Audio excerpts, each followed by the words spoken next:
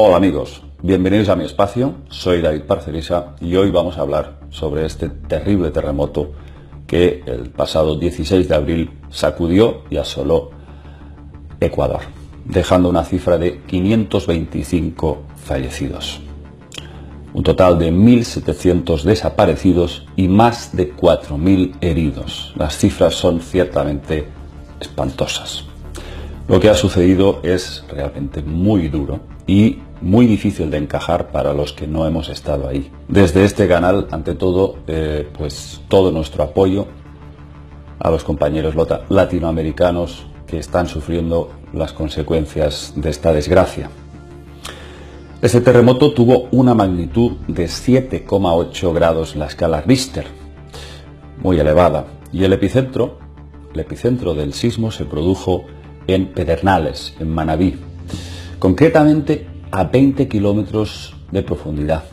¿Y qué es lo que nos dicen las fuentes oficiales sobre las causas? ¿Qué pasó exactamente debajo de la Tierra? Bueno, pues el reciente informe del Instituto Geofísico de Ecuador apunta a que este sismo fue consecuencia de un gran desplazamiento de dos placas tectónicas. Por un lado, la placa de Nazca, la oceánica, contra la placa continental que está debajo de la sudamericana. Este proceso de subducción se cree que es el mismo que causó también en el Ecuador, en 1906, un terremoto de magnitud 8,8.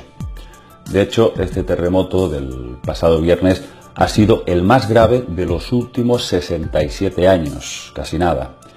Y desde aquí, desde Rimbel 35, nos preguntamos si esto realmente es obra de la naturaleza, es un terremoto natural o es un terremoto provocado, un terremoto artificial.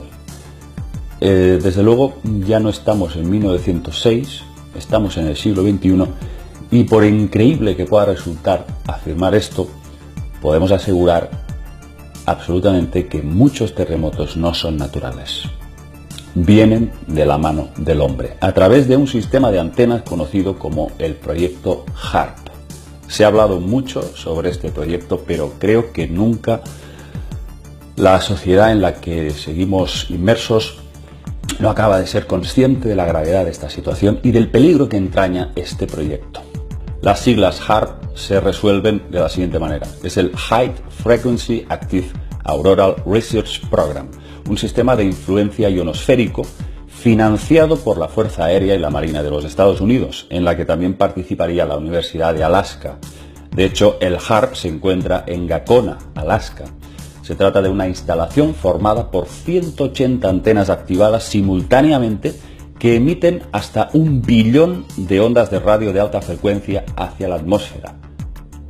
¿Qué es lo que argumentan ellos para, digamos, utilizar este proyecto, este sistema de antenas? Pues ellos dicen que es para realizar experimentos en la ionosfera con ciertas aplicaciones militares de defensa. Es decir, con estas ondas podrían destruir incluso misiles a larga distancia, alterar la intensidad del cinturón de Van Allen, etcétera, etcétera. Básicamente, HAARP es un calentador ionosférico capaz de alterar el clima.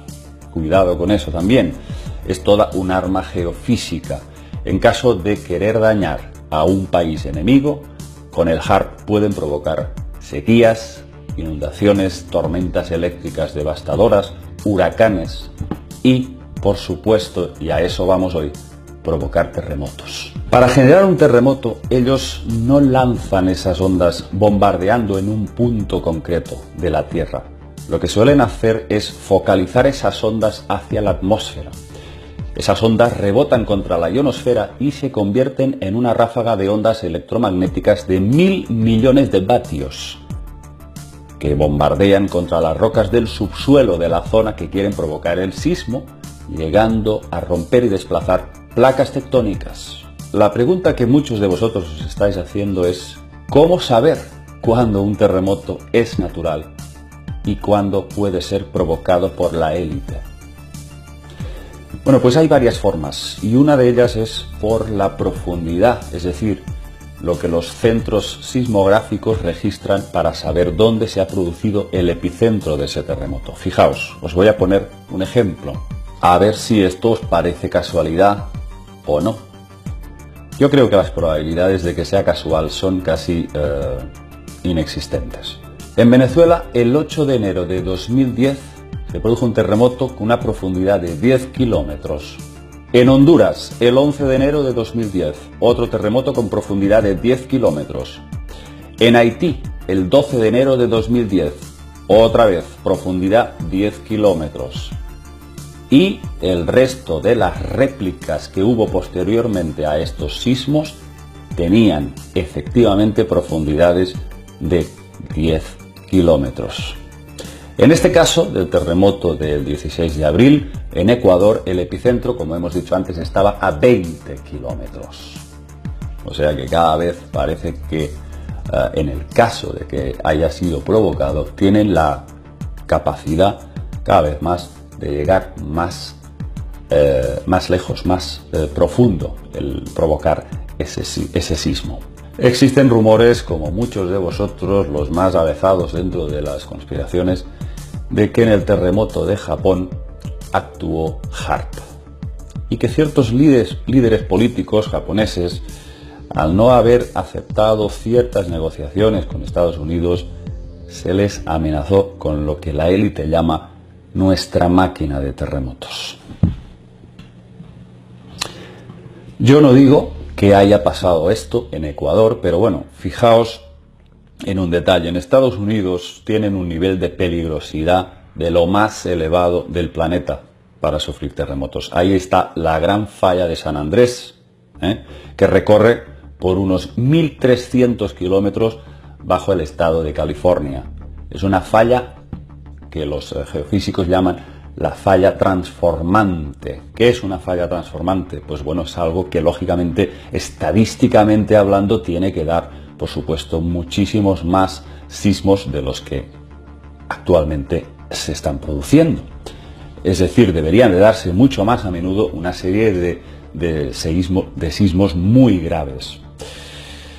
En los últimos años, los terremotos vinculados a la falla de San Andrés han oscilado entre 5 y máximo 7 grados de la escala Richter, pero raramente con víctimas, exceptuando el terremoto de abril del 2010, que hubo 4 muertos. Pero claro, 4 muertos, pero ¿qué es eso comparado con lo que ha pasado en Ecuador?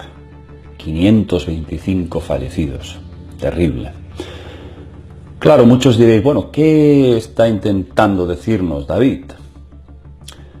Que en Estados Unidos están como de alguna forma salvaguardados. Y muchos también diréis, ¿y qué hay entonces del tsunami de Nueva Orleans? Y yo os digo, sí, fue Nueva Orleans, pero no fue Nueva York.